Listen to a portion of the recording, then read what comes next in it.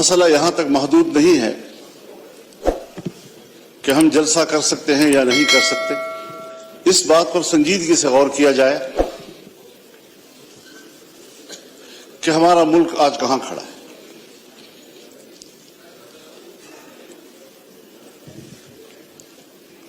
ہم نے یہ ملک جس جمہوری انداز کے ساتھ برصغیر کے مسلمانوں کی تائید سے حاصل کیا، ان کی قربانیوں سے حاصل کیا، اس ملک کے قائم ہونے میں نہ بیوروکریسی کا کوئی کردار ہے اور نہ ہی اسٹیبلشمنٹ کا کوئی کردار. لیکن اس بات کو سوچا جائے کہ آج عوام کہاں کھڑے ہیں اور اسٹیبلشمنٹ کہاں کھڑی ہے. کیا وجہ ہے کہ مسلسل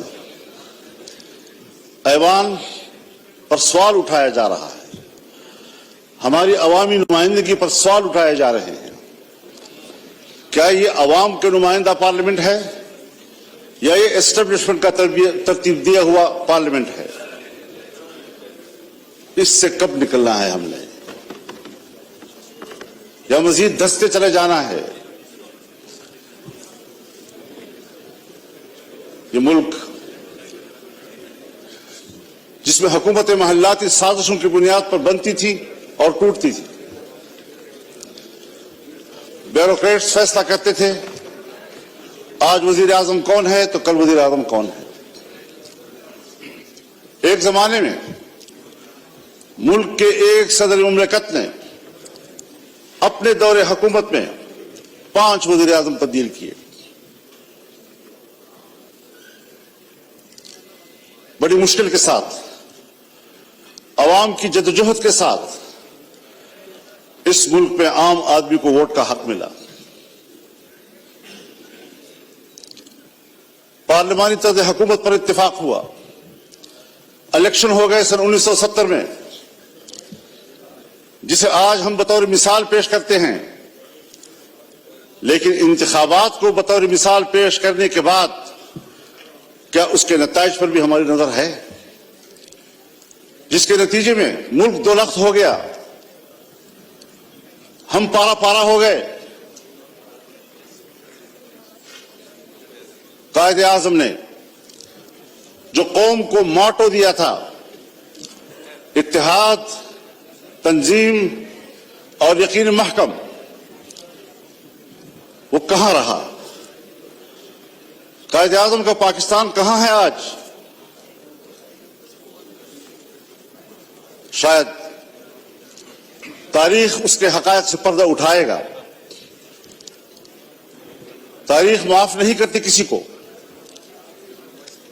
تھوپا گیا سیاستدانوں پر، اور کردار جنرل آغا یحییٰ خان تھا.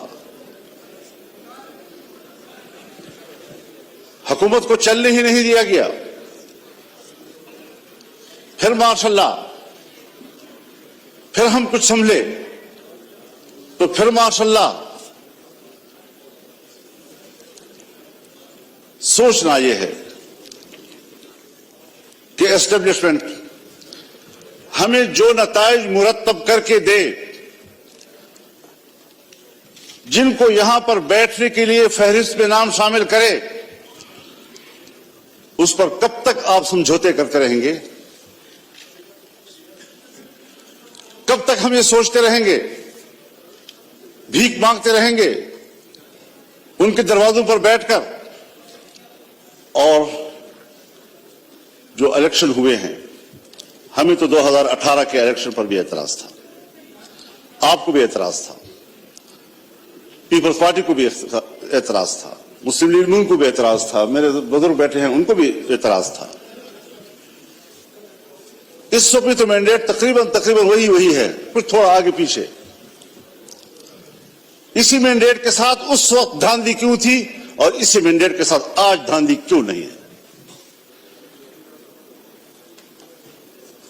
حضرت، مجھے شرم آتی ہے، شاید میں کچھ اپنی گفتگو میں ایسی باتیں کہوں جو آپ سمجھیں گے کہ میں تجاوز کر رہا ہوں. لیکن سیاسی آدمی اسے بات کرنی ہوتی ہے. سیاستدان معلومات کی بنیاد پر بات کرتا ہے. پبلک میں بات کرے, پارلیمنٹ میں بات کرے. خدا کرے یہ خبر غلط ہو, لیکن ہماری معلومات یہ ہیں کہ اس بار تو باقاعدہ اسمبلیاں بیچی گئی ہیں اور اسمبلیاں خریدی گئی ہیں. کون ان اسمبلیوں کو اور ان ایوانوں کو عوام کا نمائندہ پارلیمنٹ کہے گا؟ کس طرح ہمارا ضمیر مطمئن ہے یہاں پر بیٹھنے میں؟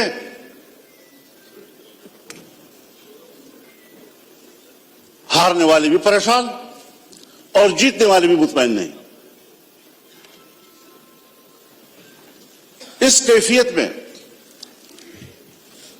حکومت میں بیٹھی ہوئی جماعتیں جو ہمارے لیے محترم بھی ہیں, ہمارے ہم سفر رہے ہیں, ہم ان کے جدوجہد کی قدر کرتے ہیں, لیکن انہی کی جماعتوں کے اندر ان کے سینئر لوگ مجبور ہیں کہ وہ اپنی ہی مینڈیٹ کو مسترد کر رہے ہیں.